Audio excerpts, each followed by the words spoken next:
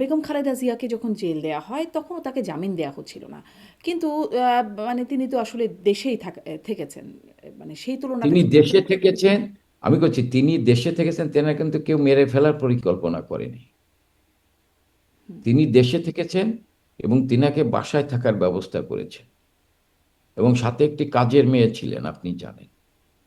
কিন্তু বঙ্গবন্ধু তা নয়, কিন্তু জেলে রাখুক, কিন্তু তাকে তো মেরে ফেলার পরিকল্পনা করা হয়েছিল। এটা তো 5ই আগস্টের পর বিভিন্ন জনের কথাবার্তা আপনি শুনেছেন, যে তাদের পরিকল্পনা কি ছিল।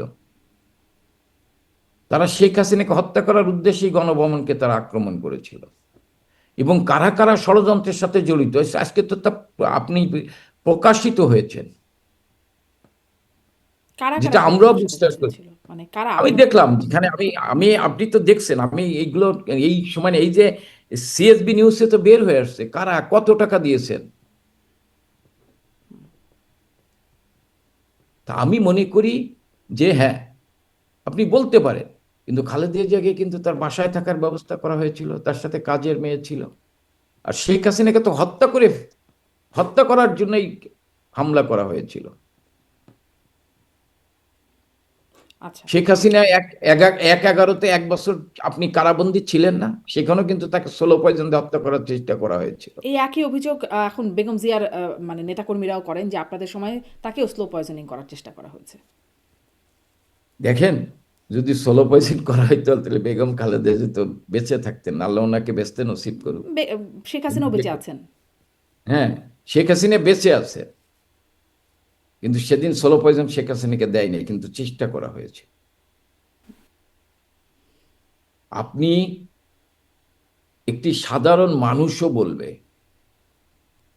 যে শেখ হাসিনার, আমি কাউকে কারোর সাথে তুলনা করি না, কিন্তু শেখ হাসিনার প্রতি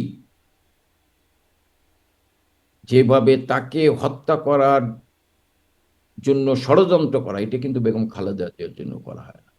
হ্যাঁ, বেগম খালেদা জিয়ার সাথে আমাদের রাজনৈতিক প্রতিযোগিতা ছিল, রাজনৈতিক প্রতিপক্ষ ছিল, কিন্তু বিএনপির বাইরেও কিছু শক্তি আছে যারা শেখ হাসিনাকে হত্যা করতে চায়,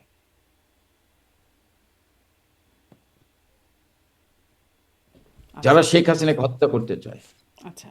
এই যে আপনি বলছিলেন যেমন দেশে যারা জামিন পাচ্ছেন না, অবয়স্ক অবস্থায় আছেন, অনেকে মারাও যাচ্ছেন।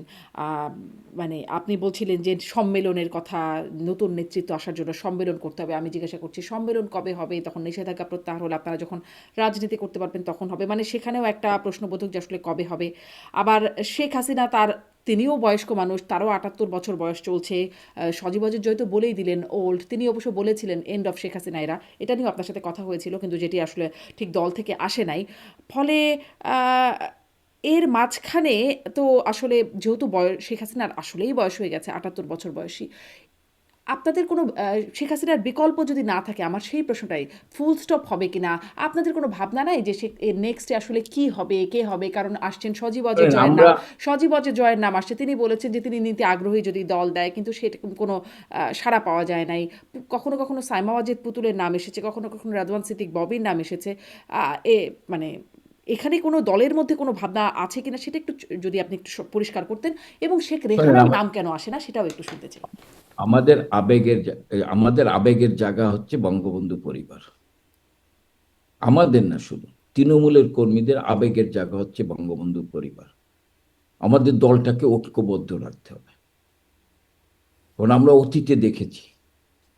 ধর আমি ব্যক্তিগতভাবে মনে করি আমার চাইতে দক্ষ, যোগ্য, মুক্তিযুদ্ধে নেতৃত্ব দিয়েছেন সেই সমস্ত নেতৃত্ব কিন্তু বঙ্গবন্ধুকে হত্যা করার পর দলকে ঐক্যবদ্ধ রাখতে পারেন নাই। এবং জননেত্রী শেখ হাসিনাকে 33 বছর বয়সে আওয়ামী লীগের দায়িত্ব দেওয়া হয়েছিল। আমি মনে করি সেই সময় নেতৃত্ব চাইতো আজকে আমরা যারা দলের বিভিন্ন পর্যায়ে নেতৃত্ব দিচ্ছি, আমরা কিন্তু তাদের তুলনায় বড় কিছু না। তারা আমাদের চেয়ে অনেক যোগ্য, দক্ষ ছিল। তা আজকে বঙ্গবন্ধু তনয় শেখ হাসিনা এবং তার পরিবারের বাইরে অন্য কেউ নেতৃত্ব দিয়ে আওয়ামী লীগকে ঐক্যবদ্ধ রাখতে পারবে না, আওয়ামী লীগকে এগিয়ে নিয়ে যেতে পারবে না, আওয়ামী লীগের তৃণমূলের কর্মীরা সেইটাকে মেনে নেবে না।